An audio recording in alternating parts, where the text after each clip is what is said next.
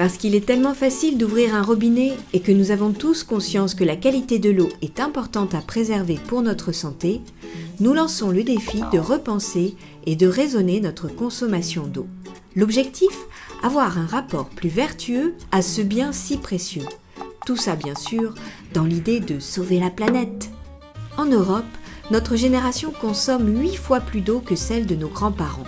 Bien sûr, la cuisine est un lieu où l'on consomme de l'eau et parfois en trop grande quantité.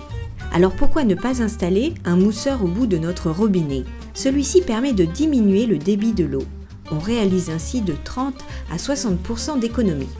Autre astuce de grand-mère, on peut utiliser une bassine pour laver ses légumes ou un arrosoir pour récupérer l'eau lorsque celle-ci chauffe. Cette habitude permet de mettre de côté de l'eau pour ensuite arroser nos plantes.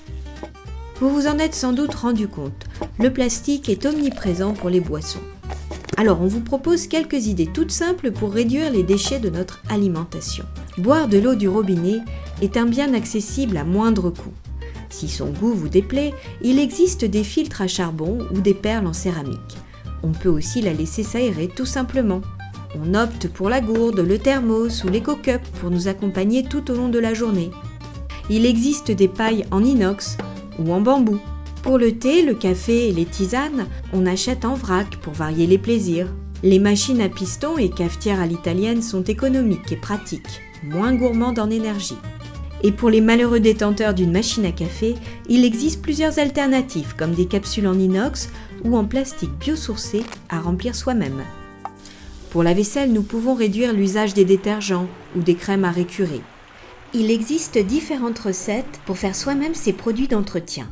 50 g de savon de Marseille en paillettes, 80 centilitres d'eau chaude, une cuillère de savon noir, une cuillère à soupe de bicarbonate de soude, une cuillère à soupe de cristaux de soude.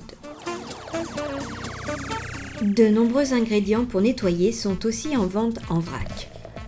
Et pour rendre le temps de la vaisselle et du ménage toujours plus efficace, voici quelques idées. Les brosses à vaisselle en bois et fibres naturelles. Le tawashi, éponge japonaise qui allie récup et nettoyage. Les caries tricotées.